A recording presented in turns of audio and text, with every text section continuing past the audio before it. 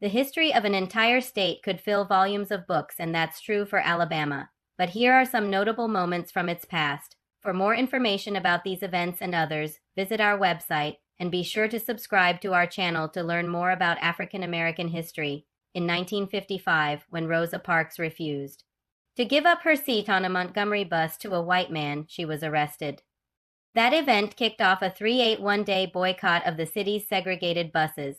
The Montgomery bus boycott began on December 5, 1955 and ended on December 20, 1956.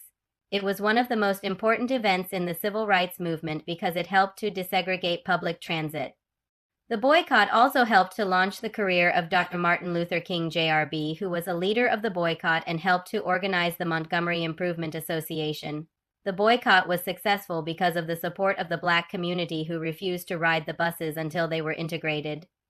The Supreme Court case that came out of the boycott, Browder v. Gale, ruled that bus segregation was unconstitutional. On March 7, 1965, more than 6,000 people, mostly Black, set out from Selma to Montgomery to protest the lack of voting rights. This event became known as the Selma to Montgomery March, or the SMZ March. The marchers walked 54 miles to the state capitol in support of the right to vote. They were met with violence at the Edmund Pettus Bridge, an event that became known as Bloody Sunday. But the marchers continued on to Montgomery, where they were met by other protesters. The combined group of marchers then headed back to Selma to organize for the second march.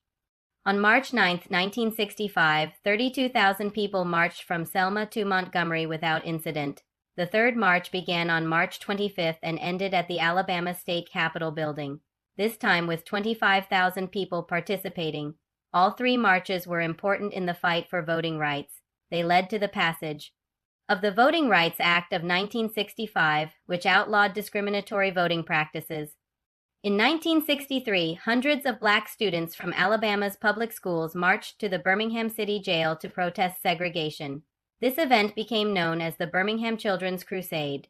The students were arrested and jailed, but their parents continued to protest. The demonstrations attracted the attention of the media, and the public and many people began to question the morality of segregation. This helped to spur the passage of the Civil Rights Act of 1964.